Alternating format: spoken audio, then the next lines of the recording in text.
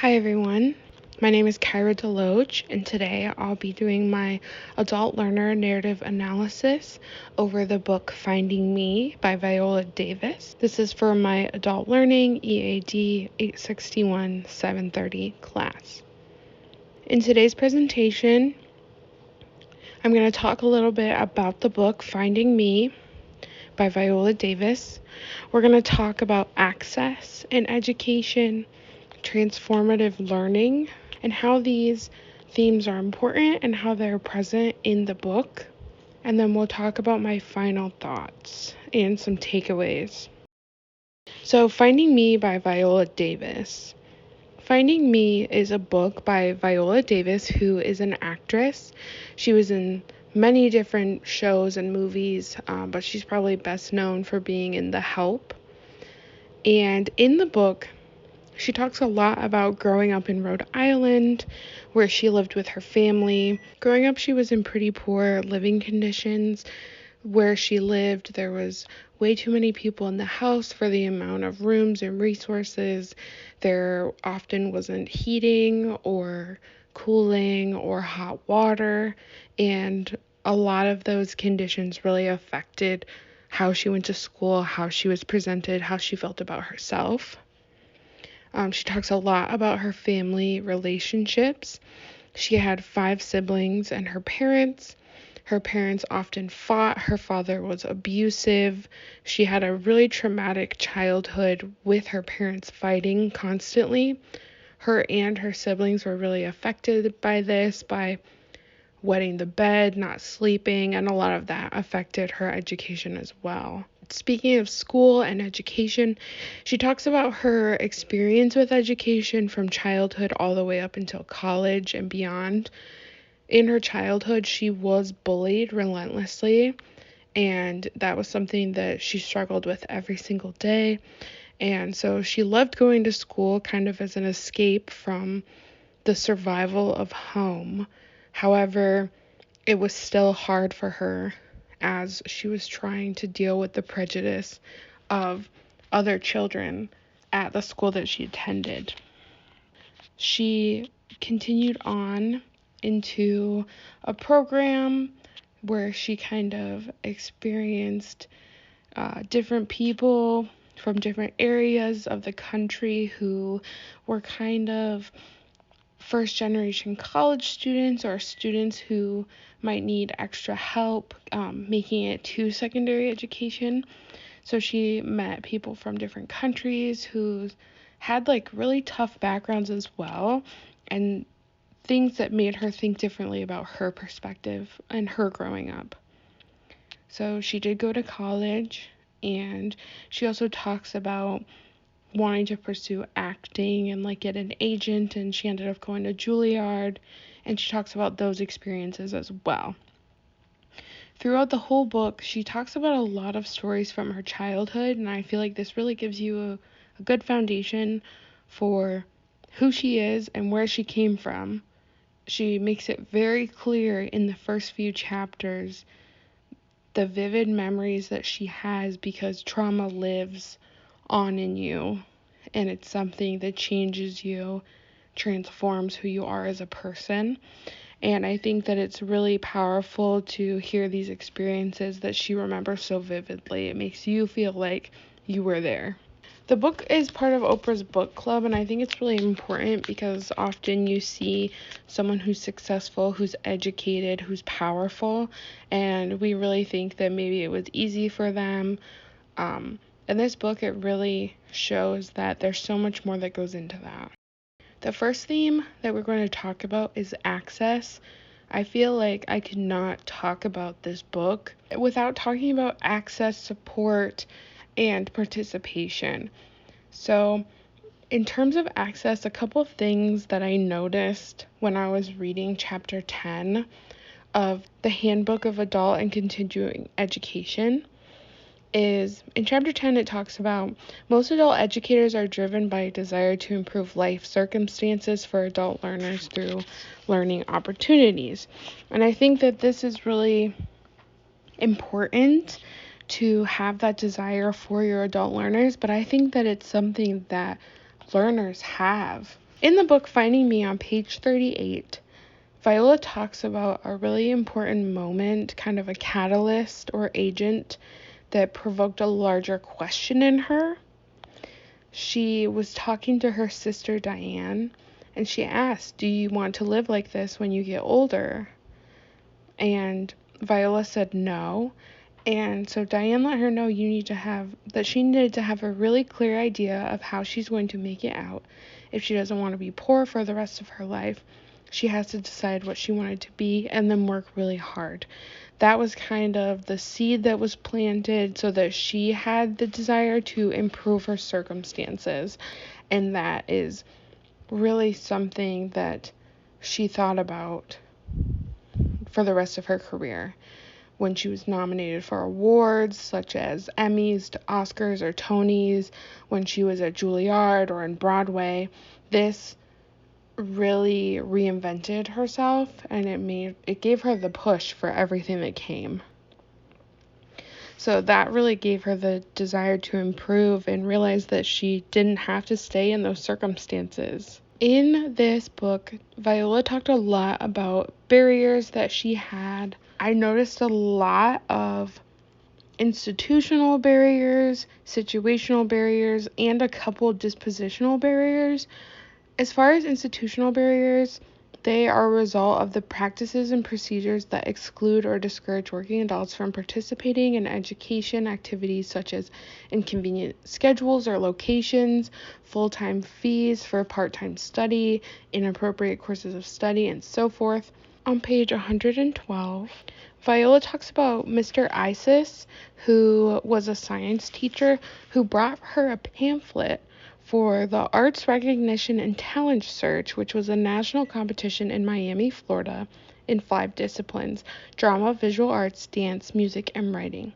Each had its own format, and so she wondered, well, what is it? And he said that it would be for scholarship money, and she said that she couldn't do it, and they told her to think about it. She ended up reaching out to an Upward Bound counselor, Jeff Kenyon, who she told about it, and he was like, well, why can't you do it?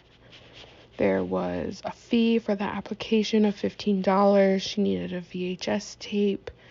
She needed to film monologues, and basically Jeff helped her with these barriers. Those were huge barriers of her being able to access this program to give herself a chance for a bright future. So Jeff got her the fees. He allowed her to record her monologues at a TV station on the campus of Rhode Island College, and he broke down those barriers. Another barrier was a situational barrier. Situational barriers arise from one's situation in life at a given time, such as a job and home responsibilities. However, in this book, I would really say that the situational barrier was her childhood home. Her parents were fighting constantly. As I said before, she was wetting the bed, so she was going to school in urine-soaked clothes, and when they weren't urine-soaked, she was washing her clothes in cold water, and sometimes they weren't even dry, so she was in wet clothes that had been attempted to be washed, and it just wasn't a good situation. Things like that really impacted her education, and it created a barrier for her to do as well as she probably could in school. Access to education is another big thing in this book. It's another big theme. So on page 103, it talks about those who have already obtained the strongest position in society are more likely to profit from additional participation in education and training. And Viola goes through this, as far as prejudice and privilege and accessibility, but specifically when she's talking about the acting business and how opportunities come to those who are already working in the industry. The motivation to live was to get these gigs, and as soon as you got them, you kind of had more opportunities, but you had to get there first. And thankfully she put herself out there and got those opportunities to get her foot in the door, but she talks about a lot of it is luck. Okay, so then in terms of transformative learning, This theme was pretty prevalent in here. Viola, obviously, in general, has been transformed. She went from this child in a home with rats and holes in the floor and no hot water, no heat. Couldn't go to school when there was no heat because they couldn't change their clothes. She went from this to an actress who has been in many roles. In chapter 5, in module 4, we learned a lot about transformative learning. Transformational learning shapes people. They are different afterward in both ways they and others can recognize.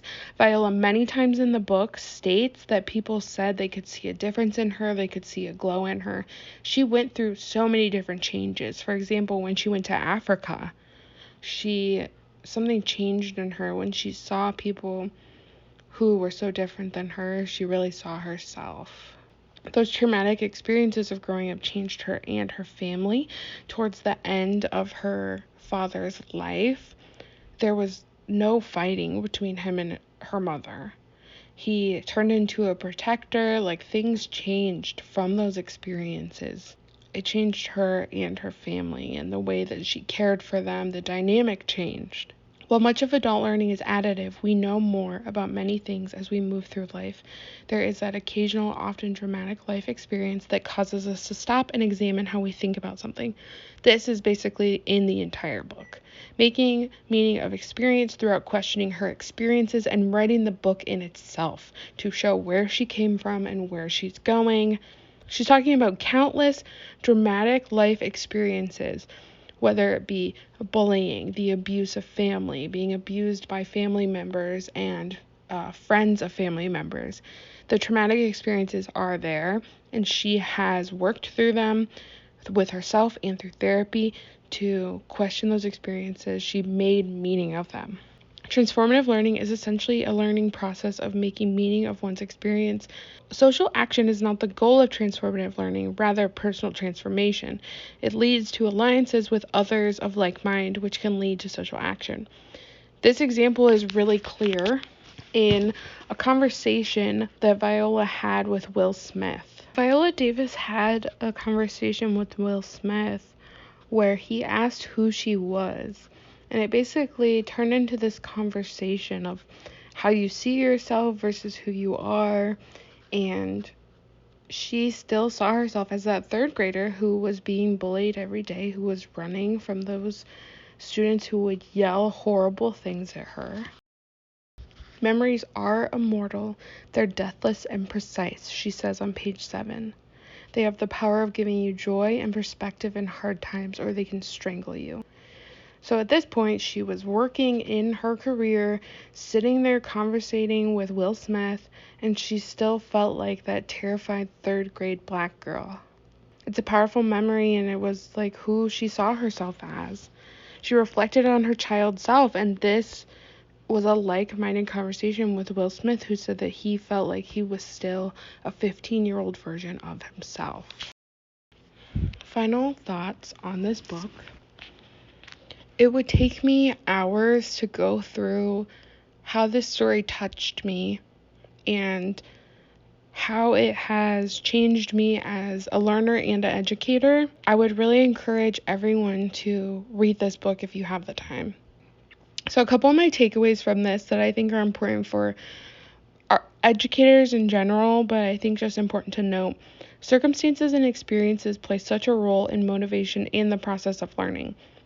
People are fueled by their experiences. They're fueled by what they've learned. They want to use it in a context. Viola had that motivation from Diane to get out of her circumstances and change her experiences. In the same breath, mentors are crucial to development. And at this point, a big takeaway for me is that I might not have had a mentor when I was younger, but I may have needed one. And so being an educator, if I can be that for someone else, help them see their circumstances, that's huge. Asking for help is important. This is something I took away from this book because Viola is a very strong-willed woman who wanted to do things the way she wanted to do them. and she asked for help, and she got those funds for that program, and she went there, and that really kick-started her journey through drama and theater. Another takeaway I took from this is sometimes you need to hear something first to believe it. Viola grew up her whole life. She felt like she didn't mean anything. She felt socially that no one cared about the conditions she lived in because her and her family were seen as unwanted. It wasn't until she went to this program for Upward Bound that this man named Ron really impacted her. She says on page 103, Ron gave me 2 huge gifts that changed my life. The first happened during our first day in acting class. Basically, he said that she needed to work really, really hard, and that was something she had been told by Diane. This really resonated with her. And then the next thing was that her and her sister, Dolores, were there. They were basically talking about how they didn't think they were pretty. And he was really shocked, and he let them know that they are both beautiful. And this was something she had never been told. He gave her the first ingredient she needed, the power to create, the power to believe. And she, for the first time, she realized that she could be somebody she always wanted to be. Access plays a big role in success. People do not even have the opportunity to be successful if education and society isn't giving them the access, whether it's because of race or class or gender or anything like that. So in conclusion, I think that we can really manage adult learners in our lives by being accessible, making sure things are accessible for them, giving them the opportunities, seeing what they need, even if they aren't able to ask for help, kind of taking those clues and seeing what you can do, how you can help them, what resources you can give them. Be a mentor in that way, which is so crucial because I think that you should be the person you needed when you were younger. I hope that you enjoyed this presentation, and I really encourage you to pick up this book by Viola Davis and take a look at her story from her own words. It's much more meaningful than my presentation ever could be, and it's very powerful. Here are my references, and if you have any questions, please feel free to reach out to me.